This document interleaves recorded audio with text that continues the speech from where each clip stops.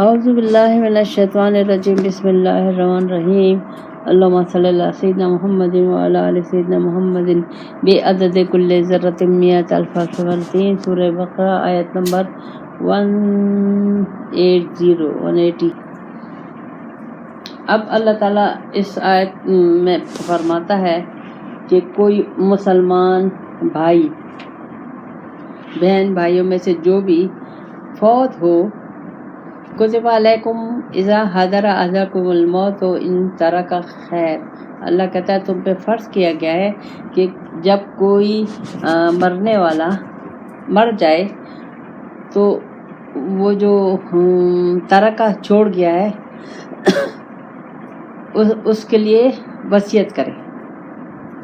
نیل وصیت کرے للوالدین، والدین کے لیے، والاقربین رشتہ داروں کے لیے، بالمعروف اچھے طریقے سے، حقاً علی المتقین، یہ متقیوں پہ حق ہے، یعنی متقیوں پہ یہ فرض ہے کہ وہ ایسا کریں گے. اب اس کو ہمیں سمجھنا چاہیے کہ یہ آیت اللہ تعالیٰ کیا کہہ رہا ہے. ایک تو ہے وراثت جو اللہ تعالیٰ نے مقرر کر دی ہے. وراثت میں کسی کو بھی اختیار نہیں ہے کمی بیشی کا. وہ اللہ تعالیٰ نے سب کے حصے، بھائی کا، بہن کا، بیٹے کا، باپ کا، ماں کا، ان سب کے اللہ تعالیٰ نے مقرر کر دیے. لیکن اس کے علاوہ جو جائیداد، مرنے والا جائیداد چھوڑ کے جائے تو اس کو چاہیے کہ وہ اس کی وصیت کرے کہ کس طریقے سے اس کی جائیداد کو تقسیم ہوگا. ایک تو وراثت ہے، یہ ہے اس کے علاوہ، وراثت کے علاوہ تو والدین کو، رشتہ داروں کو معروف اچھے طریقے سے، حقاً علی المتقین، یہ متقیوں پر فرض ہے، واجب ہے. تو اب اس میں کیا چیز ایسی ہے، اب ہمیں سمجھنا ہے کہ اس میں کیا چیز ایسی ہے جو اللہ تعالیٰ نے مجھے کہی ہے اور مجھے سمجھ میں نہیں آ رہی. اس میں جو ایک چیز ہے جو وراثت کے حصے ہیں وہ تو ہے، لیکن بعض ہر کوئی تو وراثت میں نہیں ہوتا. تو اللہ تعالیٰ نے اس میں جیسے مثلاً جیسے نواسہ، پوتا، غریب، غربا، مسکین، یہ اور اس یا ایسے والدین جو مسلمان نہیں ہیں، یا ایسے رشتہ دار جو مسلمان نہیں ہیں، تو ان کے لیے اللہ تعالیٰ اس میں کہہ رہا ہے کہ تم لوگ اس کا وصیت کر کے جاؤ، وصیت لکھو، یعنی سب کو اس کے حق ادا کرو. اب اگر باپ زندہ ہے، باپ نہیں ہے، اس لڑکے کا ایک بچہ ہے، اس کا باپ نہیں ہے لیکن دادا ہے، تو اب وہ دادا میں کے حصے میں اس پوتے کا حصہ نہیں آئے گا. لیکن اللہ تعالیٰ کہتا ہے کہ نہیں، معروف طریقے سے تم سب کا خیال رکھو. اس میں اصل نقطہ اس کا یہ ہے کہ آپ وصیت کریں، جو بھی آپ کی جائیداد ہے اس کے لیے جو اللہ تعالیٰ نے ورثہ کے جو مقرر کیے ہیں، جو اللہ کی طرف سے مقرر ہیں، اس میں کمی بیشی نہیں ہوگی. لیکن اس کے علاوہ جو ہے وہ آپ معروف طریقے سے اس کو لوگوں میں تقسیم کریں.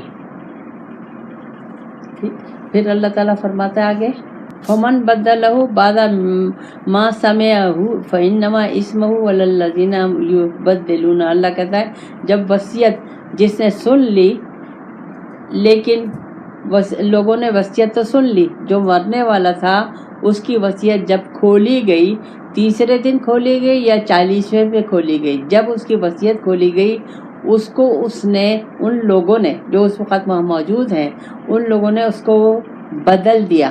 تو یہ جو وصیت کرنے والا ہے اس پہ گناہ نہیں ہے، بلکہ گناہ ان پہ ہے جنہوں نے اس کو بدل دیا. ان اللہ سمیع علیم، کہ اللہ تو دیکھ رہا ہے، سن رہا ہے، جانتا ہے، ہر چیز جانتا ہے، کوئی چیز اللہ سے پوشیدہ نہیں ہے۔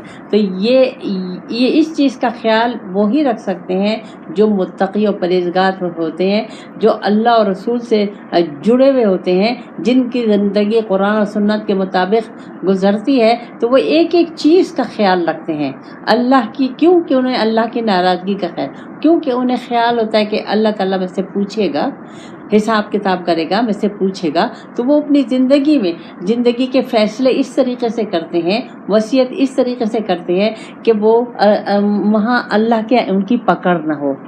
لیکن پھر اس کے بعد بعض اوقات ایسا ہوتا ہے کہ جو وصیت کرنے والا ہے وہ وصیت غلط کر گیا، تو اس کے لیے اللہ تعالیٰ فرماتا ہے من خاف من موص جنفا او اثما فاصلح بینہم فاثم الیہ ان اللہ غفور رحیم۔ اللہ کہتا ہے جب اندیشہ ہو موصی یعنی جو فوت ہو گیا، جس نے وصیت لکھی گئی، وہ اس سے غلطی ہو گئی، تو اگر وہ لوگ آپس کے جو رشتہ دار ہیں وہ اگر آپس میں صحیح طریقے سے اس وصیت کو صحیح کرنا چاہیں تو پھر اس پر ان کو وصیت کو چینج کرنے پر گناہ نہیں ہے۔ کیوں کہ وہ جو وصیت کر کے گیا وہ غلط کر گیا۔ اکثر وصیت ہم لوگوں میں تو ہے ہی نہیں، ہم تو جانتے ہی نہیں ہیں وصیت کسے کہتے ہیں، نہ وراثت جانتے ہیں نہ وصیت جانتے ہیں۔ کوئی بھی مسلمان اب اس وصیت سے وراثت سے بہت دور ہے۔ تو اللہ تعالیٰ کہتا ہے نہیں، یہ حق ہے، انسان کا حق ہے، اور اللہ تعالیٰ کا یہ حق ہے کہ ہر ایک کو صحیح طریقے سے اس کا حصہ پہنچے، کسی کو معاشرے میں کوئی برائی نہ پھیلے، معاشرے میں کسی کے ساتھ زیادتی نہ ہو، اور صلہ رحمی کا جذبہ جاری رہے اور لوگوں کو تکلیف نہ ہو۔ ان اللہ غفور رحیم۔ اگر وہ غلط مرنے والا غلط وصیت کر گیا ہے اور لوگ بعد میں اس کو آپس میں صلح صفائی کے ساتھ اچھے طریقے سے، معروف طریقے سے اس میں تبدیلی لائے، تو جو تبدیلی لانے والے لوگ ہیں ان پہ گناہ نہیں ہوگا۔ کیوں کہ اللہ تعالیٰ غفور ہے، رحیم ہے، معاف کرنے والا ہے۔ اسے معلوم ہے کہ جو اب اس وصیت کو چینج کر رہے ہیں ان کی نیت کیا ہے، ان کا مقصد کیا ہے، اور اس کی وجہ کیا ہے کہ وہ اس کو چینج کر رہے ہیں۔ تو اللہ تعالیٰ کہتا ہے کہ میں تو نیتوں کا حال اللہ تعالیٰ جانتا ہے، اور وہ تو دیکھ بھی رہا ہے، وہ سن بھی رہا ہے۔ تو جب سب طریقہ کار صحیح ہو تو پھر اس میں گناہ کا اندیشہ نہیں ہوتا، اللہ کی ناراضگی کا اندیشہ نہیں ہوتا۔ جو اونچ نیچ ہو جاتی ہے، کوئی بعد میں اصلاح کر دے تو اللہ معاف کرنے والا، غفور رحیم اور بخشنے والا ہے۔